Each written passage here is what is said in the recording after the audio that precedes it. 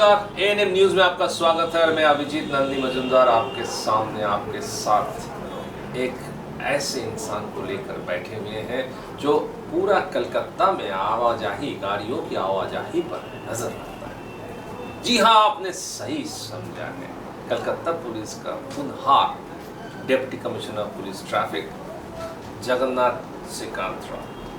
नमस्कार, ANM news में आपका स्वागत है।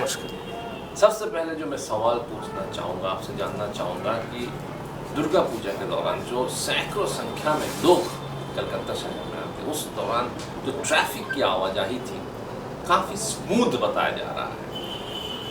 हम लोगों ने भी रास्ते पे गया तो हम लोगों ने भी देखा कि ट्रैफिक काफ़ी स्मूथ है। तो इसके पीछे सबसे बड़ी वजह क्या है, सबसे बड़ी कारण? देखिए, दुर्गा पूजा बंगाल में एक बहुत बड़ा फेस्टिवल है। लोगों में उत्साह होता है, लोग फेस्टिव मोड में होते हैं, तो क्राउड और वेहिकुलर जो वॉल्यूम है वो नॉर्मल बाकी जगह से कोलकाता सिटी में बहुत होता है। और वैसे बंगाल में एक ट्रेडिशन रह चुका है, लोग बहुत ही इमोशनल और कल्चरली मोर अवेयर है, तो हर उत्सव उत्साह के साथ साझा करते हैं। तो उसी तरह से ये बार भी हमारे लिए वो बड़ा चैलेंज था कि लोगों का ट्रैफिक कोई समस्या ना हो, क्योंकि हर कोई फेस्टिव मोड में होता है। तो फेस्टिव मोड में कोई ट्रैफिक में जाम या traffic congestion, it is not good for common public. तो पूजा तो स्टार्ट हुआ है, महालय से स्टार्ट होता है, 14 अक्टूबर से स्टार्ट हुआ है, बट पुलिस के लिए, खास करके ट्रैफिक पुलिस के लिए पूजा 3-4 महीने पहले से स्टार्ट हुआ। और जब मैंने डीसी ट्रैफिक का पोस्ट टेक ओवर किया, जब चार्ज लिया, उसके बाद हमने माइन्यूट लास्ट ईयर का जो हमारा छोटा मोटा डीप ब्रीफिंग का पॉइंट था, उस पे ऊपर हमने काम करना शुरू किया। और बेसिकली महालय तक तब हमारा प्रिपरेशन ख़त्म हो चुका था। बस हमें हमारा लास्ट मोमेंट का जो एग्जीक्यूशन है वो देखना था। Learned CP Shri Vineet Goyal sir, additional CP Shri Muralidhar sir और joint CP traffic Shri Rupesh Kumar sir, इनका प्लानिंग और जो गाइडेंस हमें मिला उसका बस हम एग्जीक्यूशन का पार्ट कर रहे थे। As a team, I am the leader of my traffic team, तो we are just executing that and plan. अगर 3-4 पॉइंट्स बताए जाए जिसमें आप मानते हैं कि these are the 3 points which were pillars of your success, इसमें क्या कहेंगे आप? 3 पॉइंट जो आपने इस पर शुरू किया था जो सबसे मायने रखता है।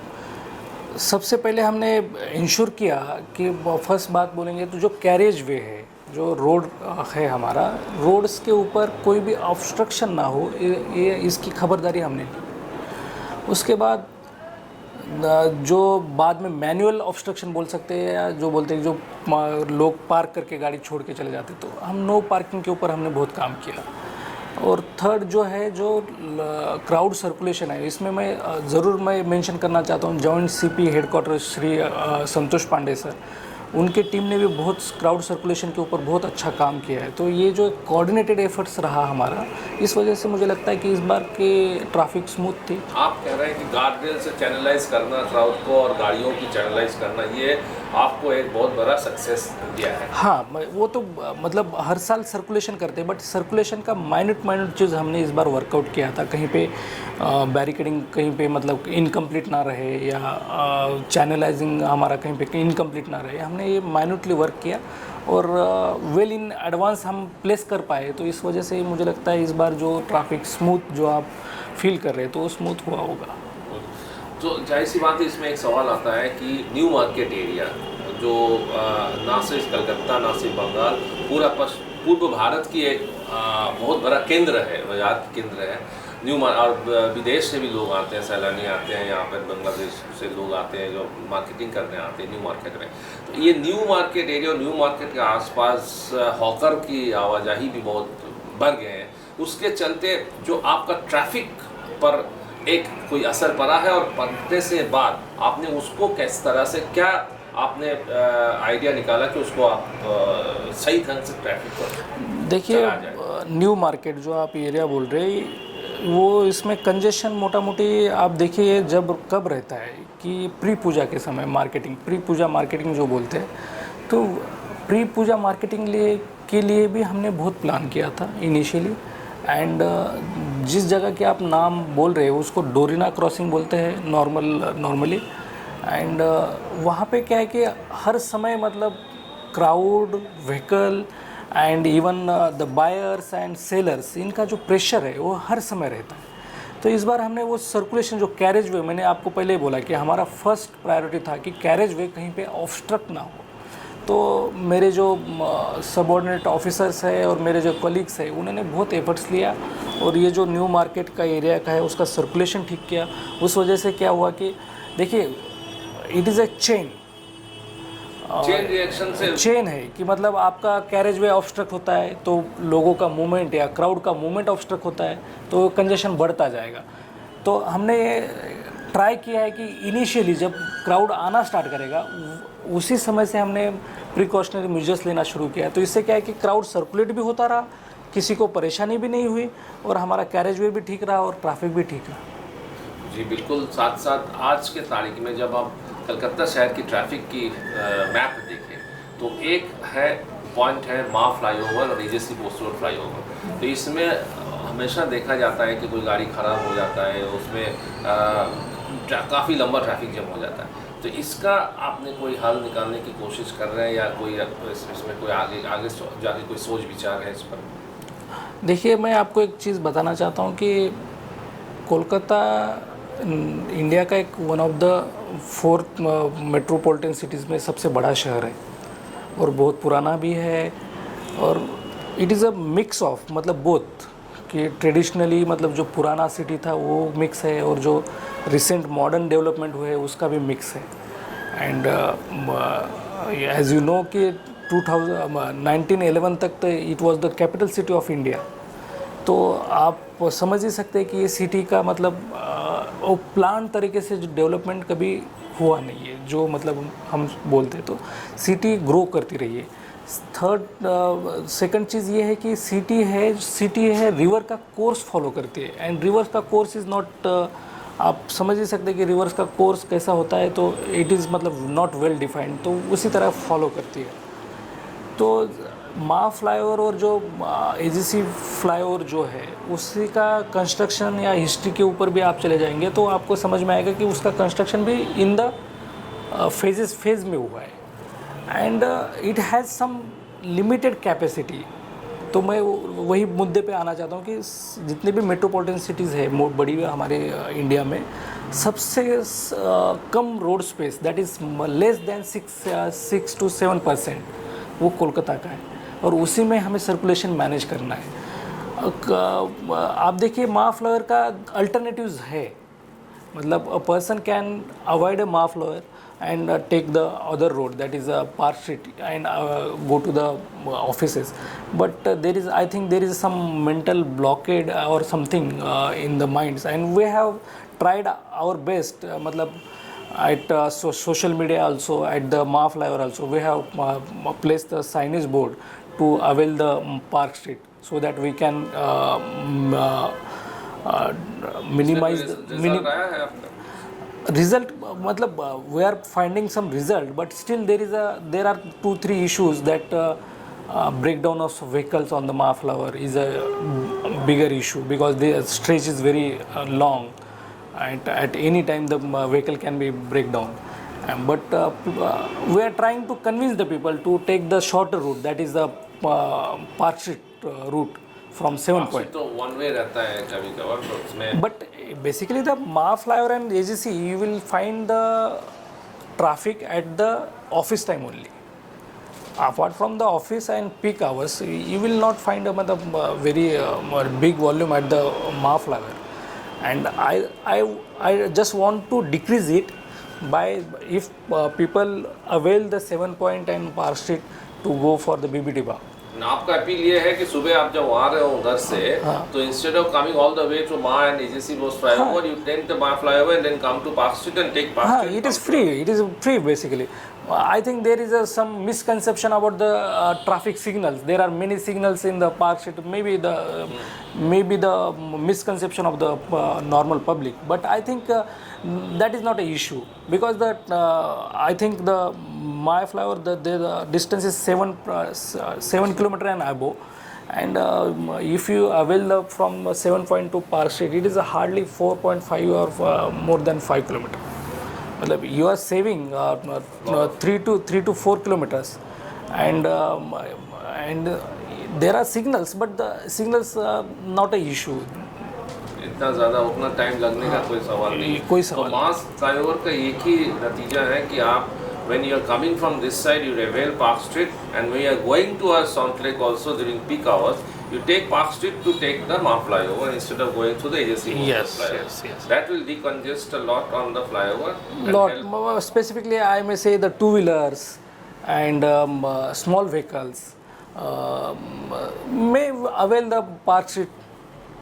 Ma flyover is basically it is meant for the it is meant for the high speed vehicles and the vehicles which are in a proper health. If anything or slow moving vehicle obstruct a Ma flyover, then there is no way other way to decongest the Ma flyover. Second जो bottleneck है वो सियालदा वाला bottleneck है, तो around surrounding the Sealdah station, तो उस पर आपका कोई आप लोगों ने कोई सोचा है, कुछ any new plans in the ऑफिंग? We are working on it. Basically, Sialda, the location itself is a very difficult location because the huge crowd from train come to the Sialda, and there is a traditional markets there. And again, I said that markets is basically buyers and sellers, and again the crowd circulation, the crowd from the busiest station, that is Sialda station, is there. That is the only issue, and we need to find some infrastructural solution for it. तो आप लोग काम कर रहे हो उसमें? Infrastructural solution is not with the traffic department, but we are trying to circulate this available vehicular movement, vehicular volume, available options. That is what we can do. इसमें जो कर रहे हैं उसमें काफ़ी हद तक सक्सेस आपको मिला है? Yes, we try to maintain the lane system there. Then we try to give the specific stoppage for the buses coming there, passenger buses. I am talking about the passenger buses, and even we try to channelize them in a separate channel. The bus channel is there, and it is already we are in the process, but the crowd pressure is such that it is sometimes it become very unmanageable for the traffic persons. There was a news which was coming through that Chinglighata flyover will be closed in near future. Is there any truth in that? But till time we don't have any kind of such information, official information from the concerned department. If there is something, we will work out.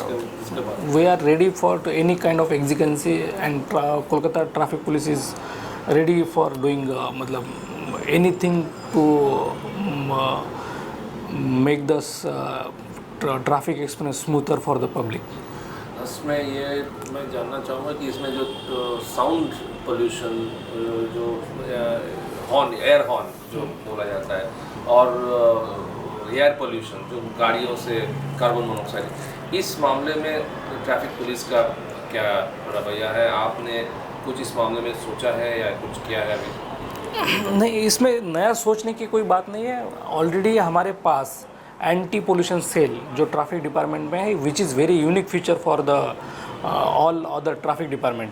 The Kolkata police is the only police I think which have the anti pollution cell with us, and we are regularly trying to we basically work on three E's. That is engineering, that is we try to find a technological solution, enforcement, then the enforcement of the pollution laws, and again that is coordination through E and social medias. अच्छा, तो इसमें तो आप काफ़ी हद तक आपको success मिला है? हाँ, वो लेवल थोड़ा सा कम होने का संभावना हुआ Yes, I think there is a survey which मतलब the pollution levels in Kolkata city is much lower than other cities compared to, if you compare to the Delhi, it is much lower. है? अंत में ये पूछना चाहूँगा कि आपका challenges सामने क्या है और आप क्या करना चाहते हैं इन नियर फ्यूचर? देखिए, चैलेंजेस मैंने पहले मेंशन किया है कि we have very less road space in Kolkata city and day by day the vehicular volume is increasing. In near futures, to what is today, मतलब आज जो vehicular volume है वो in coming 5 years में हो सकता है बहुत बड़ा हो सकता है. तो if you want to keep that space, we need to have some infrastructural development, and we need to increase the road space in the city. And I think for it, the multiple agencies need to be taken into the confidence and need to work out the plan for the city. तो आपने सुना DC traffic Kolkata police किस तरह से हम लोग महफूज है, साथ ही साथ ट्रैफिक की आवाजाही पर क्या क्या कदम कलकत्ता पुलिस उठा रहे हैं। आप देखते रहिए एएनएम न्यूज़। धन्यवाद हमारे साथ बात करने के लिए सिद्धार्थ जी, और आने वाले दिनों में कुछ इसी तरह आपके सामने कुछ आला अधिकारियों के साथ बातचीत हम लोग करते रहेंगे।